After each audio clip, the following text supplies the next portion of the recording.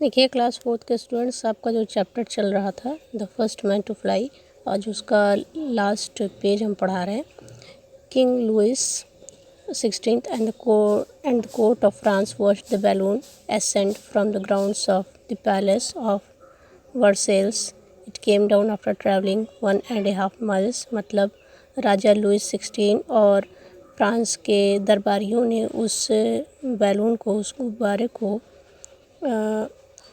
Versailles के महल के मैदान से उड़ते हुए देखा। It came down after travelling 1.5 miles, मतलब वो 1.5 मील उड़ने के बाद नीचे आया।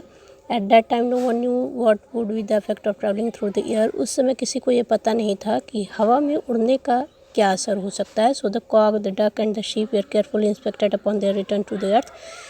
इसलिए गुब्बारे के नीचे उतरने के बाद जो उसमें जानवर थे, मुर्गे और बतख और बकरी या भेड़, इन सब को जो ऑब्ज़र्व किया गया, मतलब इनको देखा गया कि कहीं इनको कुछ हुआ तो नहीं है। Jacques and Joseph said they have not been harmed by their flight. तो जैकस और जोसेफ ने कहा कि इन्हें उड़ने की वजह से कोई भी तकलीफ़, कोई भी परेशानी नहीं हुई है, कोई चोट नहीं लगी है। Then someone notice that the cock's right wing was hurt. इसके बाद किसी ने देखा कि जो मुर्गा था उसका दाहिना पंख जो है उस पर चोट लगी थी। 10 witnesses came forward at once to say it had been kicked by the sheep half an hour before the flight. तो उसमें 10 गवाह सामने आए जिन्होंने ये कहा कि उस भेड़ को उड़ान भरने के आधा घंटा पहले ही चोट लगी थी, उस मुर्गे को चोट लगी थी, क्योंकि एक भेड़ ने उसके पंख को कुचल दिया था। But some people refuse to believe them, लेकिन फिर भी कुछ लोगों ने ये मानने से इनकार कर दिया। It was flying that did the damage, they said it is a dangerous business. उनका कहना था कि उड़ना जो है बहुत हानिकारक हो सकता है और इस उड़ान भरने की वजह से ही, उड़ने की वजह से ही उसे ये चोट लगी है। Because of this many people believe that no one should be allowed to fly. इस वजह से बहुत से लोगों का ये मानना था कि किसी को भी उड़ना नहीं चाहिए। When the Montgolfier brothers made it known that they were building a balloon for a man to fly in, King Louis said that only criminals would be allowed to go up. इसीलिए जब मोंटगोल्फायर भाइयों ने ये बताया कि वो एक गुब्बारा बना रहे आदमियों के ऊपर जाने के लिए, उड़ने के लिए, तो राजा लुइस ने कहा कि उसमें सिर्फ क्रिमिनल्स, मतलब मुजरिम ही जा सकते हैं। Then Pilatre de Rozier, a young doctor, came forward. इसके बाद पिलाट्री डी रोजियर, एक युवा डॉक्टर, सामने आए। Being the first man to fly will be a great honour, he said. पहला व्यक्ति बनना, जो कि उड़ने वाला पहला व्यक्ति बनना, बहुत ही सम्मान की बात है, उसने कहा। I should like be to go up in the balloon your majesty.